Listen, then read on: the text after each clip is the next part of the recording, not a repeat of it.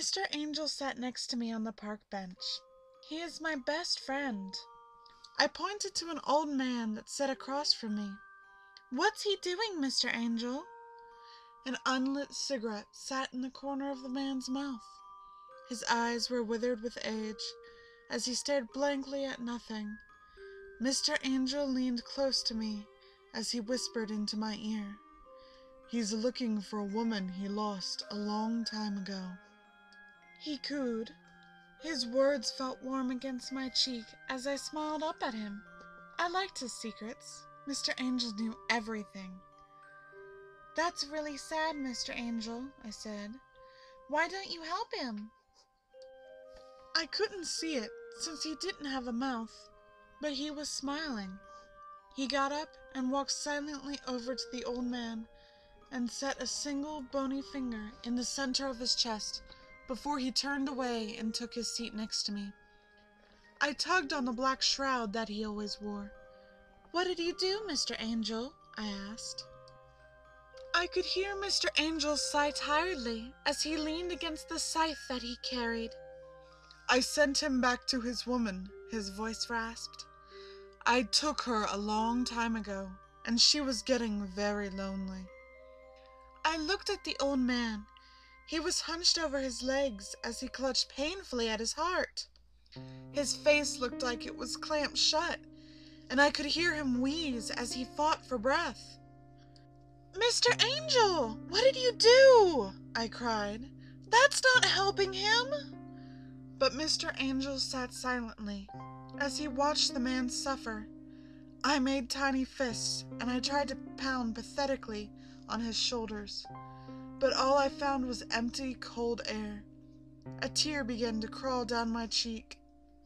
"Mr. Angel!" I screamed. "Mr. Angel, come back!" The tears dripped below my eyes as I buried my head into my lap and wept. I turned and looked at the old man's body. It had gone stiff by now, but his face didn't look like it was seized tight and shut. He wasn't desperately clutching at his chest. He was lying on his back, with his hands set neatly against his heart. His face looked relieved, calm, content. I slid off the park bench and got on my hands and knees. Any moment now, that old cadaver would spring up and laugh in my face. I wanted to think it was some kind of horrible joke. I wished someone was laughing, but all I heard was the peace that follows after someone has moved on. I loomed over the body as a teardrop landed on its skin. I didn't know what to do. "Please," I pleaded, "get up! Please, get up!" I shook its shoulders. Nothing.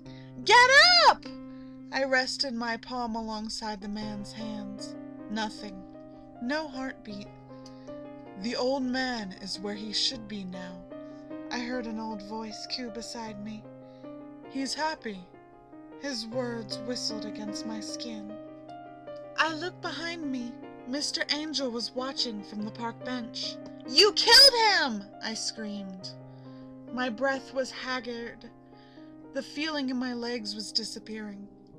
Mr. Angel got up from the park bench and walked over to me. He knelt down, and I could feel his shroud move over me in a warm embrace. I looked up, and Mr. Angel's blank face stared pleasantly down at me. He gripping his scythe with one hand, and with the other hand, he set it against my shoulder. I couldn't see it, but I could tell he was smiling. "Death," I said to him. My voice was still hoarse as I choked down a few tears. "Did you really help him?" Death looked at me and leaned close. "My dear little one," he whispered softly, "death can be many things. Death can be hard. Death can be painful. Death will someday be at your heels. But never forget, the best thing to do when death greets you is embrace him as a friend." He pulled me closer to him. I could feel his shroud slowly wrap around me. I felt warm and cozy. It was good to be close to death. Now, don't call me Death. I am an angel, remember? I laughed at him and wiped a tear away. Because you bring people to heaven, right? He could only nod. Mr. Angel, I said to him, you're my best friend, right? My breathing stopped. His smile was gone, and the shroud felt cold as it caressed my skin. Yes, Death rasped. I'm your best friend.